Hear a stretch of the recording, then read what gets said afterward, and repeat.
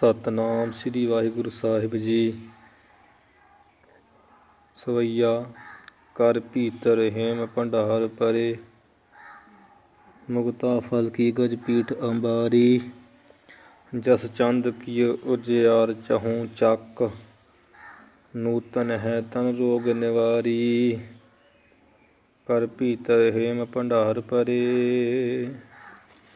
वाहिगुरु जी का खालसा वाहिगुरु जी की फतेह। पंडित गुलाब सिंह जी पुन्ना नूं महान दसते हुए सवैया उचार रहे है। जिवें पिछे दोरे विच कह रहे है भी जे कोई भोग पदार्थ मोख मुक्ति चाहुंदा पुरुष तां पुन्न कमावे। इस तरह पुन्ना दे परथाए दस रहे हैं। सवैया कर भीतर हेम भंडार परे। कहते भी जे किसी मनुख कोल घर भीतर घर दे विच हेम सोने दे भंडार खजाने भरे पए हन। मुगता फल की गज पीठ अंबारी। मुगत मोतियां दे फलां दी की दसदी मोतियां दे फलां दी गज कहिए हाथी दी पीठ पिठ उपर अंबारी सुभाईमान होवे जिच राज लोग बहिंदे हैं। अथवा मुगता फल की गज पीठ अंबारी हाथी दे पिठ जितने मोतियां दे अंबार ढेर लगे होण। अंबारी कहिए अंबार ढेर लगे होण। हर कोई चाहुंदा है मनुख घर भीतर हेम भंडार भरे भी किसी हल वेख के भी उहदे घर दे विच सोने दे भंडार खजाने भरे है। मोतियां दे फलां दी जिहड़ी है हाथी दी पिठ उपर अंबारी सुभाईमान होवे। भाव भी हाथी दी पिठ जिन्ने मोतियां दे अंबार लगे होण। जस चंद की उजियार चहूँ चक। ते फिर किसी मनुख दा जस इस तरह होवे चंद चंद्रमा दे प्रकाश वांग चहूँ चक चारे कुंडा चारे दिशावां दे विच उत्तर पर पूर्व पश्चिम दखण उजियार प्रकाश फैलिया होवे। जस चंद कियो उजियार चहूँ चक भी चहूँ चार चक्कां दे विच ही जस जिहड़ा चंद्रमा वांग उजियार प्रकाश प्रगट कियो कीता होवे। नूतन है तन रोग निवारी। फिर शरीर भी तन कहिए शरीर नूतन कहिए नवां शरीर भी है नवां नरोवा होवे। ਜਾਂ ਵੀ नूतन है तन शरीर भी है नवां नरोआ होवे जिहदा रोग निवारी। रोग भी है निवारे दूर कीते होण निवृत्त कीते होण भाव रोगी शरीर होवे। रत के सम सुंदर औ हित कारण। फिर रत्ती कामदेव दी घर वाली ਉਹਦੇ ਸਮ ਕਹੀਏ ਸਮਾਨ ਬਰਾਬਰ ਸੁੰਦਰ ਸੋਹਣੀ ਔ ਅਤੇ ਹਿਤ ਕਾਰਨ ਫਿਰ ਬੜਾ ਹਿਤ ਪ੍ਰੇਮ ਕਾਰਨ ਕਰਨ ਵਾਲੀ ਹੋਵੇ। ਨਾਰ ਤਥਾ ਗੁਣਸ਼ੀਲ ਉਦਾਰੀ ਤੇ ਨਾਰ ਉਹ ਇਸਤਰੀ ਇਸ ਤਰ੍ਹਾਂ ਦੀ ਹੋਵੇ ਤਥਾ ਤੈਸੇ ਜਿਸ ਤਰ੍ਹਾਂ ਉਹ ਕਾਮਦੇਵ ਦੀ ਘਰ ਵਾਲੀ ਤਥਾ ਉਸੇ ਪ੍ਰਕਾਰ ਹੀ ਇਹੋ ਜਿਹੀ ਨਾਰ ਇਸਤਰੀ ਹੋਵੇ ਜਿਹੜੀ ਗੁਣਾਂ ਵਿੱਚੋਂ ਮਹਾਨ ਗੁਣਾਂ ਵਾਲੀ ਹੋਵੇ।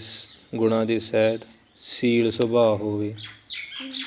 ਉਦਾਰੀ ਬੜੀ ਸ੍ਰੇਸ਼ਟ ਹੋਵੇ ਭਾਵੇਂ ਇੰਨਾ ਕੁਝ ਹੋਵੇ। ਕ੍ਰਿਤ ਪੁੰਨ ਬਿਨਾ ਯਾ ਹੈ ਆਹੇ ਕਹਾਂ ਹੇ ਭਾਈ। ਇਹ ਸਭ ਕੁਝ ਇਹ ਸਭ ਕੁਝ ਕ੍ਰਿਤ ਪੁੰਨ ਬਿਨਾ, ਜਿਹੜੇ ਕ੍ਰਿਤ ਕੀਤੇ ਹੋਏ ਪੁੰਨ ਕਰਮ, ਸ੍ਰੇਸ਼ਟ ਕਰਮ, ਉਹਨਾਂ ਤੋਂ ਬਿਨਾਂ ਕਹੀਏ ਬਗੈਰ ਕਹਾਂ ਕਿੱਥੋਂ ਆਗੇ ਪ੍ਰਾਪਤ ਹੋ ਸਕਦਾ ਹੈ, ਭਾਵ ਨਹੀਂ ਪ੍ਰਾਪਤ ਹੋ ਸਕਦਾ।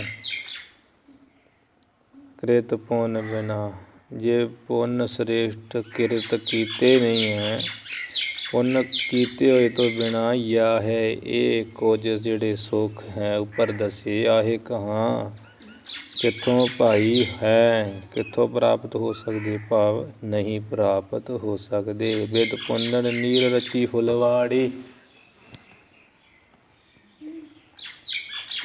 ਇਹ ਤਾਂ ਬਿਦ ਕਹੀਏ ਬ੍ਰਹਮਾ ਸ੍ਰਿਸ਼ਟੀ ਕਰਤਾ, ਜਾਂ ਬਿਦ ਦਾ ਅਰਥ ਫਲ ਪ੍ਰਦਾਤਾ।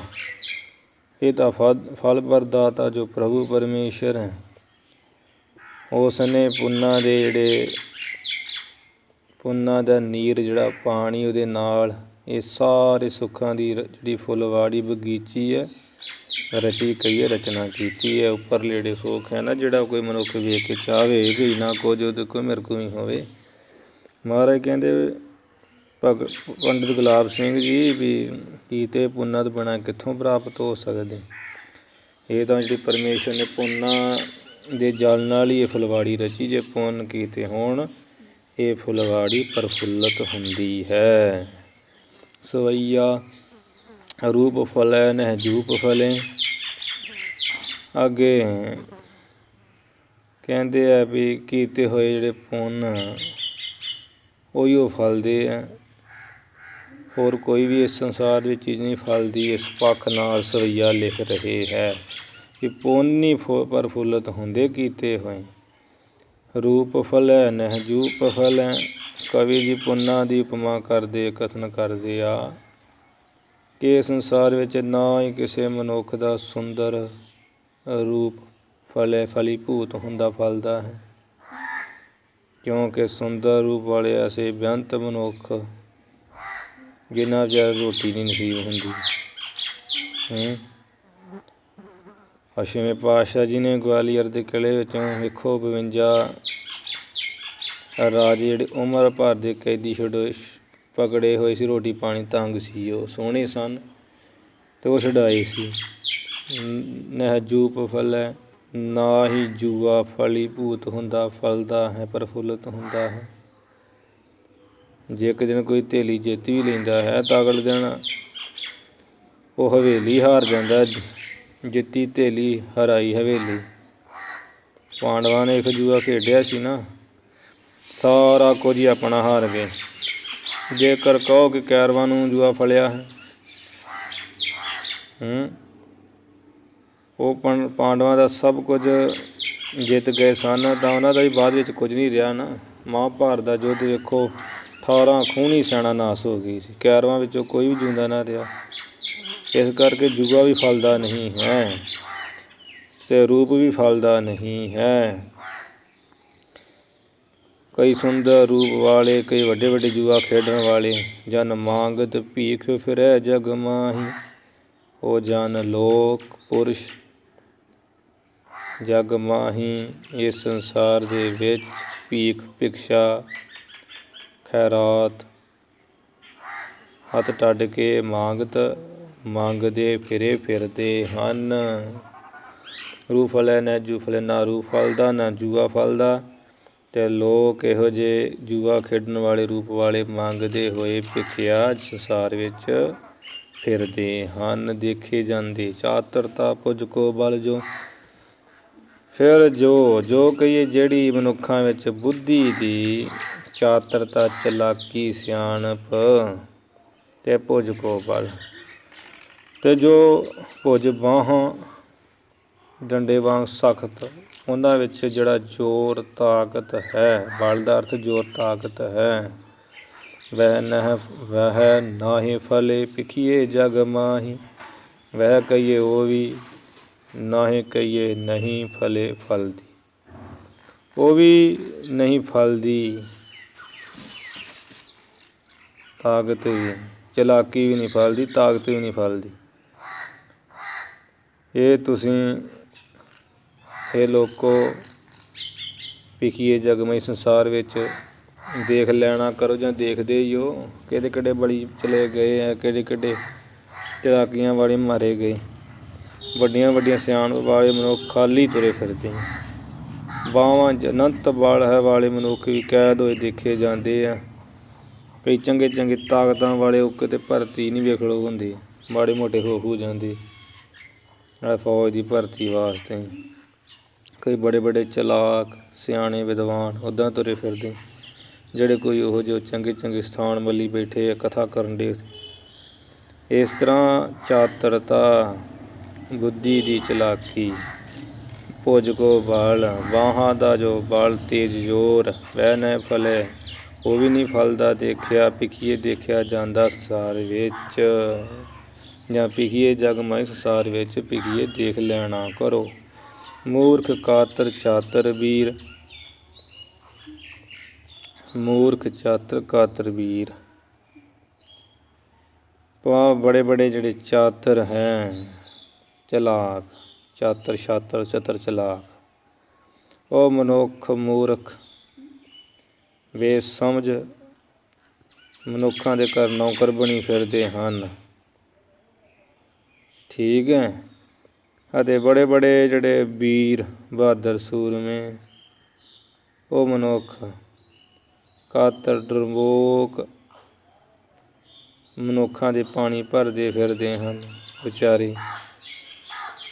ਸੋ ਸੇਵਤ ਹੈ ਕੁਲ ਲਾਜ ਬਿਨਾਹੀ, ਸੋ ਕਹੀਏ ਉਹ ਆਪਣੇ ਕੁਲ ਦੀ ਲਾਜ ਬਿਨਾਹੀ, ਨਾਸ ਲੱਜਾ ਸ਼ਰਮ ਨੂੰ ਨਾਸ ਕਰਕੇ, ਜਾਂ ਬਿਨਾ ਹੀ, ਬਿਨਾ ਅੱਡ ਕਰਕੇ ਹੀ ਅੱਡ, ਲਾਜ ਲੱਜਾ ਸ਼ਰਮ ਤੋਂ ਬਿਨਾਂ ਹੀ ਸੇਵਤ ਹੈ ਉਹਨਾਂ ਦੀ ਸੇਵਾ ਕਰਦੇ ਫਿਰਦੇ ਹਨ। ਮੂਰਖ ਬੇਸਮਝ ਕਾਤਰ ਕਹੀਏ ਜਿਹੜੇ ਹੈ ਡਰ, ਮੂਰਖ ਚਾਤਰ ਕਾਤਰ, ਕਾਤਰ ਡਰਪੋਕ ਦਾ ਅਰਥ ਹੁੰਦਾ, ਚਾਤਰ ਚਲਾਕ ਦਾ ਹੁੰਦਾ, ਵੀਰ ਸੂਰਬੀਰ ਦਾ ਹੁੰਦਾ।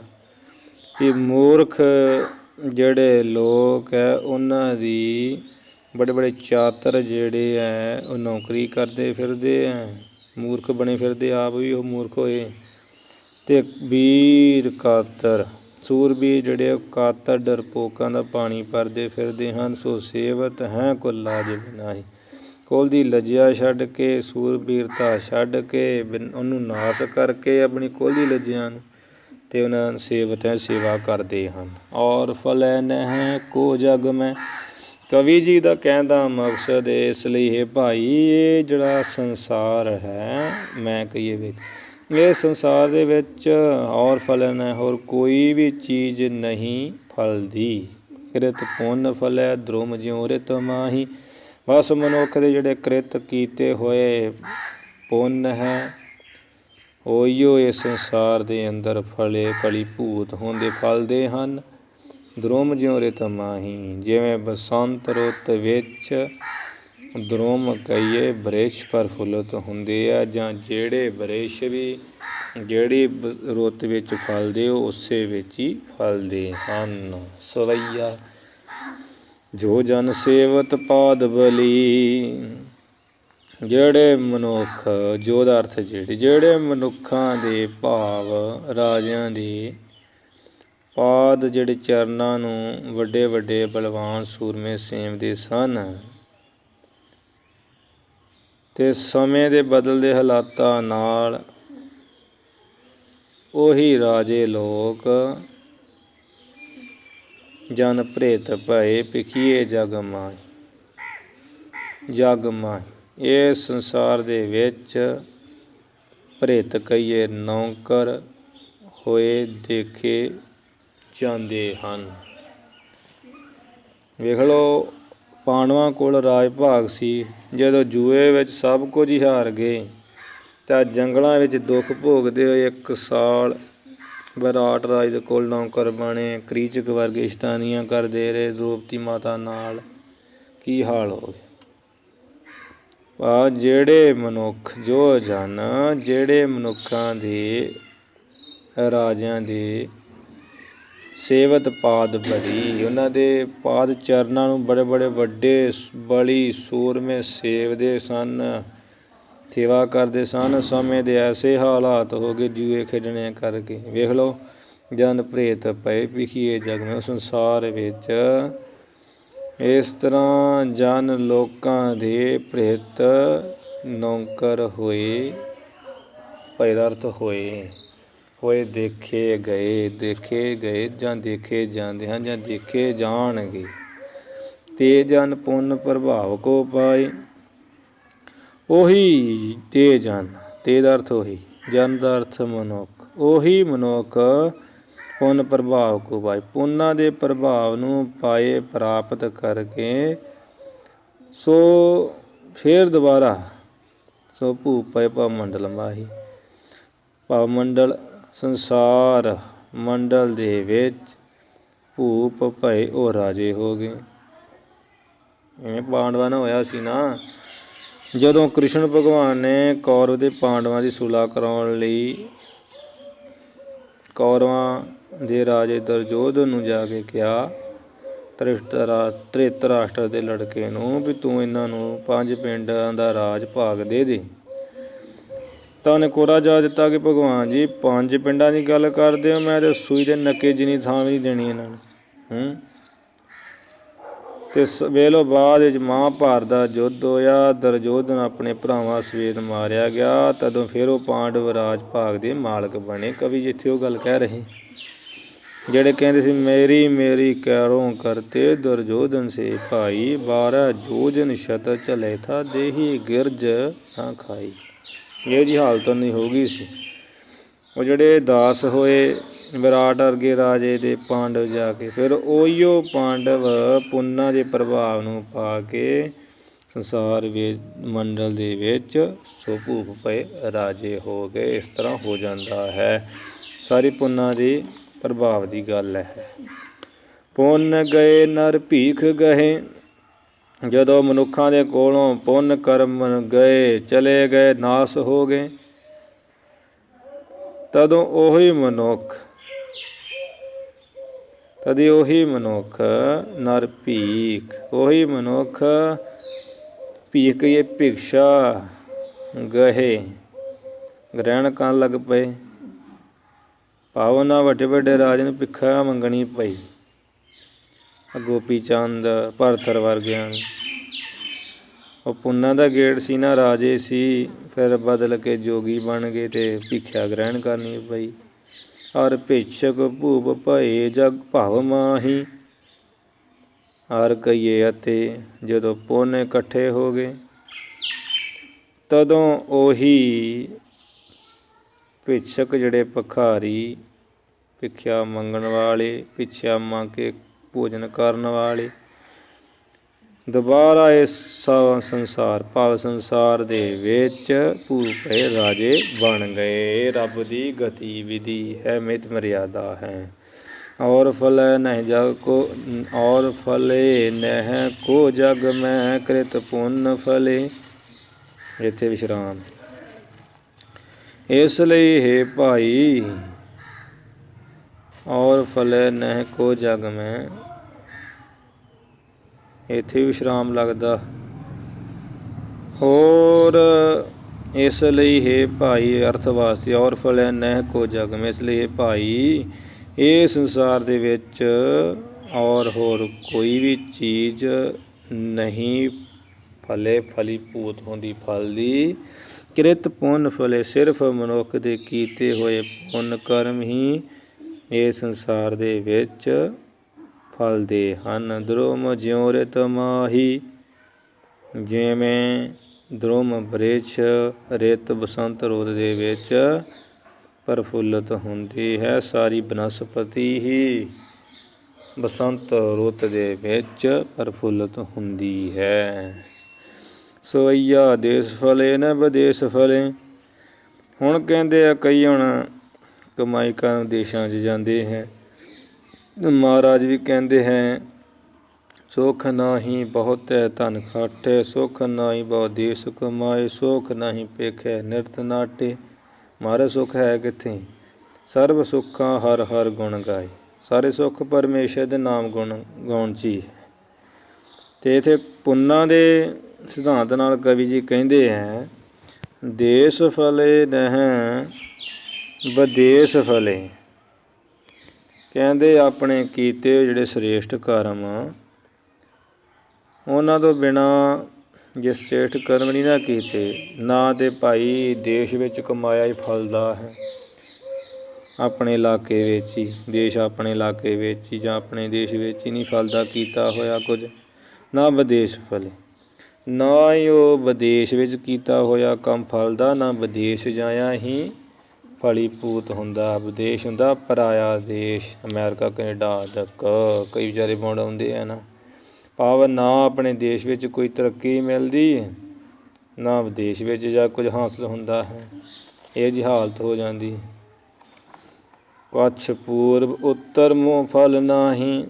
ਅੱਜ ਕੇ ਸਿਆਣੇ ਨੂੰ ਪੁੱਛ ਕੇ ਵੀ ਚੜ੍ਹਦੀ ਤਰਫ ਜਾਏ ਤਰੱਕੀ ਹੋ ਜੂ, ਆ ਪਹਾੜ ਤਰਫ, ਉੱਤਰ ਦੀ ਤਰਫ, ਪਹਾੜ ਦੀ ਤਰਫ ਇੱਧਰ ਕੁਝ ਪ੍ਰਾਪਤ ਹੋ ਜਾ।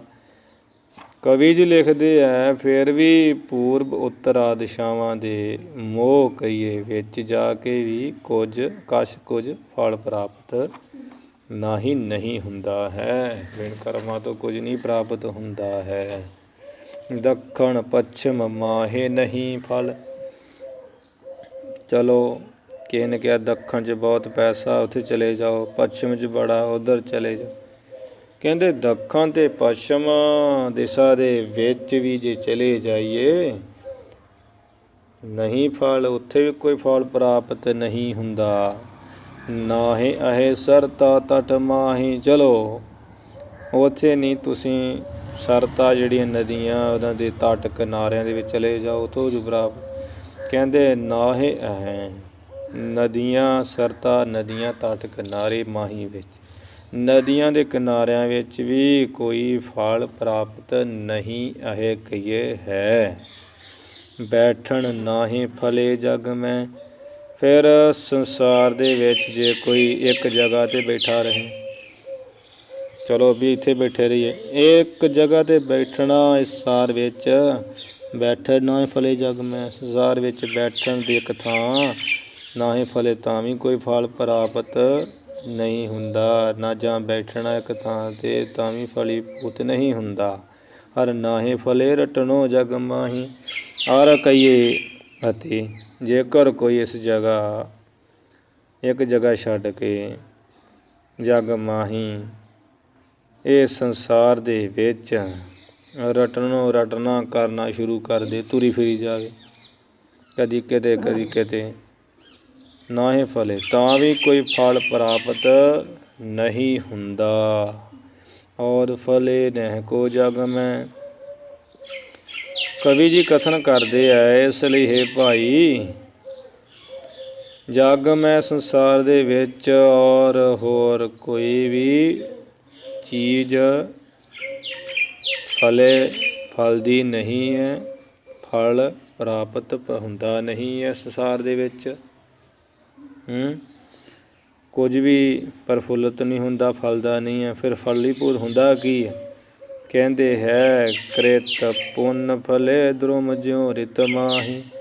ਕੀਤੇ ਹੋਏ ਮਨੁੱਖ ਦੇ ਪੁੰਨ ਹੀ ਫਲਦੇ ਹੈ। ਦਰੁਮ ਜਿਉ ਰਿਤ ਮਾਹੀ, ਜਿਵੇਂ ਰੁੱਖ, ਜਿਉਂ ਕਹੀਏ ਜਿਵੇਂ ਦਰੁਮ ਰੁੱਖ, ਜਿਵੇਂ ਰੁੱਖ ਬਸੰਤ ਰੁੱਤ ਦੇ ਵਿੱਚ ਪ੍ਰਫੁੱਲਤ ਹੁੰਦੇ ਹੈ, ਜਿਵੇਂ ਬਸੰਤ ਰੁੱਤ ਦੇ ਵਿੱਚ ਦਰੁਮ ਕਹੀਏ ਸਾਰੀ ਬਨਸਪਤੀ ਪ੍ਰਫੁੱਲਤ ਹੁੰਦੀ ਹੈ। ਸਵਈਆ ਬਾਲਕ ਨਾਹੀਂ ਫਲੇ ਜਗ ਮੈਂ। ਅਰ ਜੋਬਨ ਮਾਹੇ ਕਛੂ ਫਲ ਨਾਹੀਂ। ਜਿਹੜਾ ਬਾਲਕ ਬੱਚਾ ਹੈ, ਬਾਲਕ ਅਵਸਥਾ, ਇਹ ਬਾਲਕ ਅਵਸਥਾ ਵਿੱਚ ਵੀ,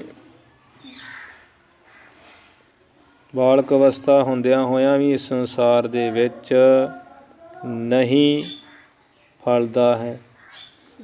ਜਾਂ ਬਾਲਕ ਨਾ ਫਲੇ ਜਗ ਮੈਂ, ਬਾਲ ਅਵਸਥਾ ਵੀ ਇਸ ਸੰਸਾਰ ਦੇ ਵਿੱਚ ਕੋਈ ਫਲ ਨਹੀਂ ਦਿੰਦੀ।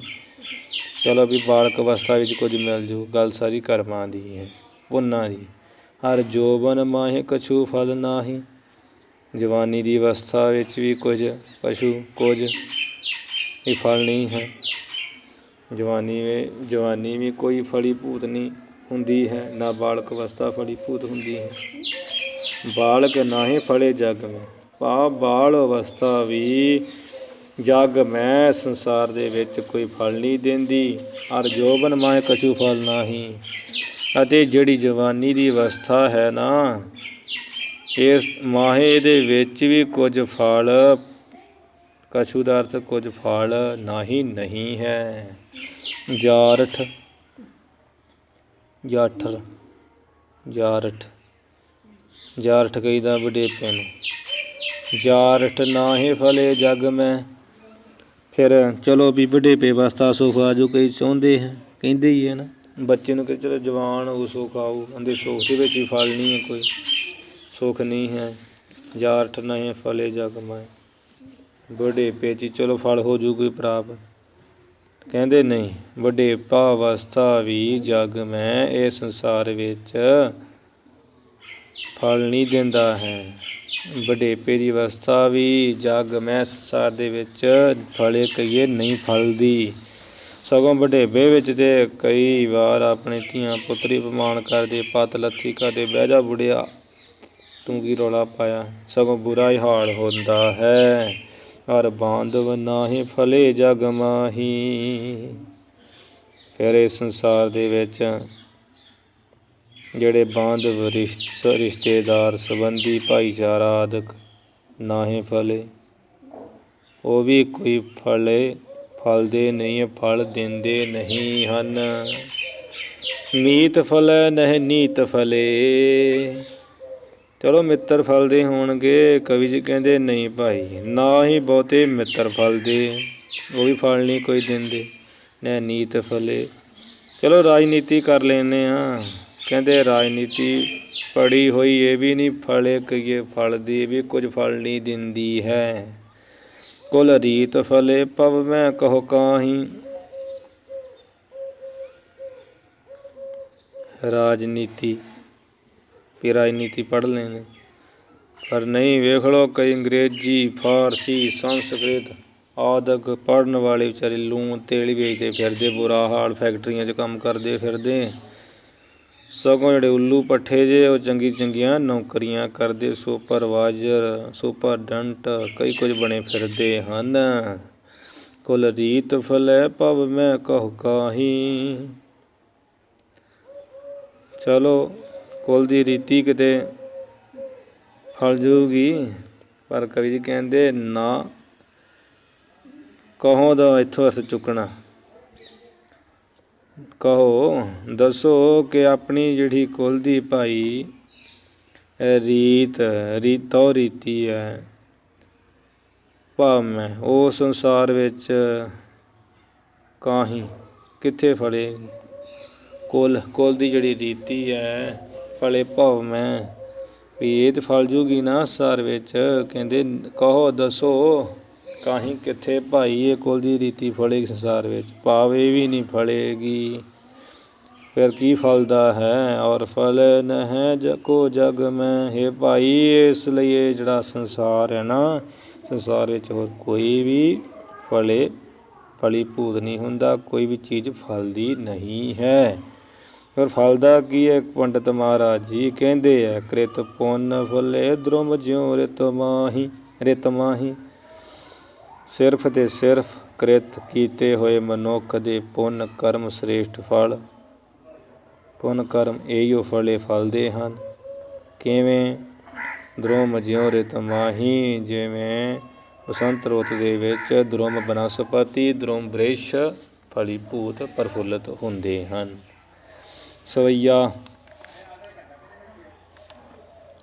ਨਹਿ ਫਲੇ ਜਗ ਮਾਹੇ ਨਿਸ਼ੇਸ਼। ਹੁਣ ਵੱਡਾ ਪ੍ਰਮਾਣ ਦਿੰਦੇ, ਕਹਿੰਦੇ ਹੈ ਭਾਈ ਇਹ ਸੰਸਾਰ ਦੇ ਵਿੱਚ ਨਿਸ਼ੇਸ਼। ਹੁਣ ਰਾਤ ਦਾ ਈਸ਼ ਕੌਣ ਹੈ। ਉਹ ਹੈ ਚੰਦਰਮਾ। ਚੰਦਰਮਾ ਨੂੰ ਕਈ ਮਾਮਾ ਮੰਨਦੇ, ਉਹ ਫਲ ਦੇ ਦੂੰ। ਚੰਦਰਾਇਣੀ ਲੋਕ ਵਰਤ ਰੱਖਦੇ, ਕਈ ਚੰਦਰਮਾ ਦੀ ਪੂਜਾ ਕਰਦੇ ਕਿ ਫਲ ਦਿਓ। ਕਹਿੰਦੇ ਨਾਹੇ ਫਲੇ ਜਗ ਮਾਹੇ ਨਿਸ਼ੇਸ਼। ਇਹ ਸੰਸਾਰ ਦੇ ਵਿੱਚ, ਮਾਹੇ ਕਹੀਏ ਵਿੱਚ, ਜਗ ਕਹੀਏ ਸੰਸਾਰ, ਸੰਸਾਰ ਦੇ ਵਿੱਚ ਜਿਹੜਾ ਨਿਸ ਰਾਤ ਦਾ ਏਸ ਈਸ ਚੰਦਰਮਾ ਹੈ, ਉਹ ਵੀ ਨਾਹੀਂ ਫਲੇ, ਉਹ ਵੀ ਫਲੀ ਭੂਤ ਨਹੀਂ ਕਰਦਾ, ਉਹ ਵੀ ਫਲ ਕੋਈ ਨਹੀਂ ਦਿੰਦਾ। ਕੋਈ ਚੰਦਰਾਇਣੀ ਵਰਤ, ਕੋਈ ਪੂਜਾ ਕਰਦੇ, ਕੋਈ ਕਹਿੰਦਾ ਚੰਦਾ ਮਾਮਾ, ਇਹ ਵੀ ਭਾਈ ਫਲ ਨਹੀਂ ਦੇ ਸਕਦਾ ਹੈ। ਦਿਨੇਸ਼ ਫਲੇ ਜਗ ਮੈਂ ਕਹੋ ਕਾਹੀਂ। ਫਿਰ ਕਹੋ ਅਰਥ ਵਾਸਤੇ ਇੱਥੋਂ ਚੁੱਕਣਾ। ਦਸਵਾਂ ਕਰੋ ਜਿਹੜਾ ਦਿਨ ਦਾ ਈਸ਼ ਭਾਵ ਸੂਰਜ, ਫਿਰ ਇਹ ਸੰਸਾਰ ਵਿੱਚ ਕਾਹੀਂ ਕਹੀਏ ਕਿੱਥੋਂ ਫਲ ਦੇਵੇਗਾ। ਭਾਵ ਸੂਰਜ ਦੀ ਪੂਜਾ ਵੀ ਕੋਈ ਫਲ ਨਹੀਂ ਦੇ ਸਕਦੀ, ਕਿੱਥੋਂ ਦਊ। ਆ ਬ੍ਰਾਹਮਣ ਲੋਕ ਚੜ੍ਹਾਉਂਦੇ ਨਾ ਸੂਰਜ ਨੂੰ ਪਾਣੀ, ਚੜ੍ਹਦੇ ਫਿਰ ਹੀ ਕਹਿੰਦੇ ਜਲ ਗ੍ਰਹਿਣ ਕਰਨਾ। ਇਹ ਦਿਨੇਸ਼ ਦਿਨ ਦਾ ਈਸ਼ ਸੂਰਜ ਫਲੇ ਜਗ ਮੈਂ, ਇਹ ਸੰਸਾਰ ਵਿੱਚ ਫਲੂਗਾ ਨਾ। ਕਹਿੰਦੇ ਆ, ਪ੍ਰਸ਼ਨ ਕਰਦੇ ਕਵੀ ਜੀ, ਕਹਿੰਦੇ ਕਹੋ ਕਾਹੀਂ, ਦੱਸੋ ਕਿੱਥੇ ਕਿੱਥੇ ਦਿਨੇਸ਼ ਸੂਰਜ ਫੜੇਗਾ ਸੰਸਾਰ ਵਿੱਚ। ਇਹ ਵੀ ਦੀ ਪੂਜਾ ਵੀ ਫਲ ਨਹੀਂ ਦੇ ਸਕਦੀ। ਪੁੰਨ ਬਿਨਾ ਫਲ ਆਹੇ ਕਹਾਂ। ਫਿਰ ਭਾਈ ਜਿਹੜਾ ਪੁੰਨ ਹੈ, ਪੁੰਨ ਕੋਈ ਕਮਾਇਆ ਨਹੀਂ, ਅਮਲ ਕੋਈ ਕੀਤੇ ਨਹੀਂ। ਕਿਉਂਕਿ ਅਮਲ ਜੇ ਕੀਤਿਆਂ ਦੁਨੀਆ ਵਿੱਚ ਸੇ ਦਰਗਹਿ ਉਹ ਅਗਾਹਾ, ਅੱਗੇ ਵੀ ਉਹ ਉਗਾਈ ਦਿੰਦੇ ਆ, ਇੱਥੇ ਵੀ ਉਹੀ ਫਲ ਦਿੰਦੇ। ਪੁੰਨ ਬਿਨਾ ਫਲ ਆਹੇ ਕਹਾਂ, ਪੁੰਨਾਂ ਤੋਂ ਬਿਨਾਂ ਬਗੈਰ ਕਹਾਂ ਕਿੱਥੋਂ ਕੋਈ ਫਲ ਪ੍ਰਾਪਤ ਹੋਵੇਗਾ। ਭਾਵ ਕੋਈ ਫਲ ਪ੍ਰਾਪਤ ਨਹੀਂ ਹੈ। ਪੁੰਨ ਬਿਨਾ ਫਲ ਆਹੇ ਕਹਾਂ, ਕਿੱਥੇ ਹੈ ਪੁੰਨ ਬਿਨਾ ਫਲ। ਬਿਦ ਲੋਕ ਸੋ ਭੂਮ ਰਸਾਤਲ ਮਾਹੀ। ਬ੍ਰਹਮ ਲੋਕ, ਬਿਦ ਲੋਕ ਹੀ ਬ੍ਰਹਮ ਲੋਕ ਤੱਕ ਜਾਂ ਭੂਮ ਧਰਤੀ, ਰਸਾਤਲ ਪਤਾਲ, ਮਾਹੀ ਇਹਦੇ ਵਿੱਚ ਭਰਮ ਆਵੇ। ਫਲ ਕਿੱਥੇ ਹੈ ਪੁੰਨਾਂ ਤੋਂ ਬਿਨਾਂ। ਭਾਵੇਂ ਬਿਦ ਲੋਕ ਬ੍ਰਹਮਾ ਲੋਕ ਚਲਿਆ ਜਾਏ, ਧਰਤੀ 'ਤੇ ਰਹੇ, ਰਸਾਤਲ ਪਤਾਲਾਂ ਵਿੱਚ ਰਹੇ ਨਹੀਂ ਹੈ। ਜਾਂ ਬਿਦ ਲੋਕ 'ਚ ਚਲਿਆ ਜਾਵੇ ਭਰਮਣ, ਉੱਥੇ ਸੁੱਖ ਹੋਊਗਾ। ਪੁੰਨ ਭੂਮ ਧਰਤੀ 'ਚ ਹੋਊਗਾ, ਰਸਾਤਲ ਪਤਾਲਾਂ ਵਿੱਚ ਹੋਊ ਨਹੀਂ। ਭਾਈ ਪੁੰਨ ਬਿਨਾਂ ਫਲ ਆਹੇ ਕਹਾਂ, ਪੁੰਨ ਤੋਂ ਬਿਨਾਂ ਕੋਈ ਫਲ ਪ੍ਰਾਪਤ ਨਹੀਂ ਹੋਵੇਗਾ, ਨਾ ਹੁੰਦਾ ਹੈ, ਨਾ ਹੋ ਸਕਦਾ ਹੈ। ਨਾ ਹੀ ਸੁਰੇਸ਼ ਫਲੇ ਜਗ ਮੈਂ, ਨਾ ਹੀ ਸੁਰਾਂ ਦਾ ਈਸ਼। ਦੇਵਤਿਆਂ ਸੁਰ ਦੇਵਤੇ, ਈਸ਼ ਜਿਹੜਾ ਈਸ਼ਵਰ, ਉਹ ਕੀ ਹੈ ਇੰਦਰ, ਦੇਵਤਿਆਂ ਦਾ ਰਾਜਾ, ਦੇਵਤਿਆਂ ਦਾ ਈਸ਼। ਉਹਦੀ ਪੂਜਾ ਵਿੱਚ ਵੀ ਜਗ ਮੈਂ ਸੰਸਾਰ ਵਿੱਚ ਕੋਈ ਫਲ ਨਹੀਂ ਹੈ। ਸੁਰੇਸ਼ ਇੰਦਰ ਦੀ ਪੂਜਾ ਸੰਸਾਰ ਦੇ ਵਿੱਚ ਕਰਨ ਦਾ ਵੀ ਕੋਈ ਫਲ ਨਹੀਂ ਹੈ। ਨਾ ਹੀ ਸੁਰੇਸ਼ ਫਲੇ ਜਗ ਮੈਂ, ਸੁਰੇਸ਼ ਇੰਦਰ ਦੀ ਪੂਜਾ ਵੀ ਸੰਸਾਰ ਵਿੱਚ ਕੀਤੀ ਹੋਈ ਫਲ ਨਹੀਂ ਦਿੰਦੀ ਹੈ। ਸੋ ਮਹੇਸ਼ ਫਲੇ ਜਗ ਮੈਂ ਕਹੋ ਕਾਹੀਂ। ਫਿਰ ਦੱਸੋ ਮਹੇਸ਼ ਜਿਹੜਾ ਮਹੇਸ਼ ਸ਼ਿਵ ਜੀ ਹੈ, ਮਹਾ ਈਸ਼ ਸ਼ਿਵ ਜੀ ਦੀ ਇਸ ਸੰਸਾਰ ਵਿੱਚ ਕਹੋ ਕਾਹੀਂ। ਕਾਹੀਂ ਦਾ ਅਰਥ ਕਿੱਥੇ ਜਾਂ ਕੀ, ਕਹੋ ਦਾ ਦੱਸੋ, ਦੱਸੋ ਕੀ ਫਲ ਦੇਵੇ। ਸ਼ਿਵ ਜੀ ਦੀ ਪੂਜਾ ਫਲ ਕੀ ਦਓਗੇ। ਕਰਮਾਂ ਤੋਂ ਬਿਨਾਂ ਕੁਝ ਵੀ ਨਹੀਂ ਦੇ ਸਕਦੇ। ਸੋ ਮਹੇਸ਼ ਫਲੇ ਜਗ ਮੈਂ ਕਹੋ ਕਾਹੀਂ। ਦੱਸੋ ਕਿੱਥੇ ਹੈ ਉਸ ਮਹੇਸ਼ ਸ਼ਿਵ ਜੀ ਦੀ ਪੂਜਾ ਕੀਤੀ ਦਾ ਫਲ। ਫਲੇ ਜਗ ਮੈਂ ਸੰਸਾਰ 'ਚ ਫਲੇ, ਇਹ ਹੋ ਨਹੀਂ ਸਕਦਾ, ਨਹੀਂ ਕੁਝ ਪ੍ਰਾਪਤ ਹੋ ਸਕਦਾ। ਔਰ ਫਲੇ ਨਹਿ ਕੋ ਜਗ ਮੈਂ, ਹੋਰ ਕੋਈ ਵੀ ਇਸ ਸੰਸਾਰ ਦੇ ਵਿੱਚ ਚੀਜ਼ ਫਲਿਆ ਨਹਿ ਫਲਦੀ ਨਹੀਂ ਹੈ, ਫਲੀਭੂਤ ਹੁੰਦੀ ਨਹੀਂ, ਪ੍ਰਫੁੱਲਿਤ ਹੁੰਦੀ ਨਹੀਂ। ਫਿਰ ਹੁੰਦਾ ਕੀ ਹੈ, ਕ੍ਰਿਤ ਪੁੰਨ ਫਲੇ, ਕੀਤੇ ਹੋਏ ਮਨੁੱਖ ਦੇ ਪੁੰਨ ਕਰਮੀ ਫਲੇ ਫਲੀਭੂਤ ਹੁੰਦੇ, ਫਲਦੇ ਹਨ, ਫਲ ਦਿੰਦੇ ਹਨ। ਧਰੁਮ ਜਿਉ ਰਿਤ ਮਾਹੀ, ਜਿਵੇਂ ਬਸੰਤ ਰੁੱਤ ਦੇ ਵਿੱਚ ਧਰੁਮ ਬ੍ਰਿਛ ਫੁੱਟ ਕੇ ਫਲ ਫੁੱਲ ਦਿੰਦੇ ਹੈ, ਜਿਵੇਂ ਬਨਸਪਤੀ ਸਾਰੀ ਜਿਹੜੀ ਪ੍ਰਫੁੱਲਤ ਹੋ ਜਾਂਦੀ ਹੈ। ਇਸ ਪ੍ਰਕਾਰ ਕਵੀ ਜੀ ਪੁੰਨ ਕਰਮਾਂ ਨੂੰ ਬਹੁਤ ਮਹਾਨ ਦੱਸਦੇ ਹੋਏ ਇਹ ਸਵਈਏ ਉਚਾਰਨ ਕਰ ਰਹੇ ਹਨ। ਜਿਹੜੇ 5-6 ਸਵਈਏ ਪੁੰਨ ਫਲਾਂ ਦਾ ਹੀ ਜਿਹੜਾ ਮਹੱਤਮ ਦੱਸਦੇ ਹੋਏ ਕਹਿ ਰਹੇ ਹਨ, ਉਹ ਆਪਾਂ ਪੜ੍ਹਿਆ ਹੈ। ਵਿਦਿਆਰਥੀ ਰੂਪ ਵਿੱਚ ਹੀ ਅੱਖਰਾਂ ਦੇ ਅਰਥ ਕਰ ਰਹੇ ਹਾਂ, ਜਿੰਨੇ ਕੁ ਮਹਾਰਾਜ ਸਮਝ ਪਾ ਰਹੇ ਹੈ। ਜੇ ਵਿਸਥਾਰ ਕਰੀਏ ਤਾਂ ਬਹੁਤ ਹੋ ਸਕਦਾ, ਪਰ ਆਪਾਂ ਜਿਵੇਂ ਵਿਦਿਆਰਥੀ ਪੜ੍ਹੀਦਾ ਹੈ ਵਿਦਿਆਰਥੀ ਰੂਪ ਵਿੱਚ, ਉਸੇ ਤਰ੍ਹਾਂ ਹੀ ਅਸੀਂ ਜਿਹੜਾ ਇਹ ਪੜ੍ਹ ਸੁਣ ਰਹੇ ਹਾਂ। ਹੁਣ ਇੱਥੇ ਆਪਾਂ ਸਮਾਪਤੀ ਕਰੀਏ। ਅੱਗੇ ਆਪਾਂ ਜਿਹੜੀ ਕਰਮਾਂ ਦੀ ਅਗਾਧ ਗਤੀ ਹੈ ਉਹਦਾ ਵਰਣਨ ਕਵੀ ਜੀ ਜਿਵੇਂ ਕਰਨਗੇ ਉਹ ਪੜ੍ਹਾਂਗੇ। ਵਾਹਿਗੁਰੂ ਜੀ ਕਾ ਖਾਲਸਾ, ਵਾਹਿਗੁਰੂ ਜੀ ਕੀ ਫਤਿਹ।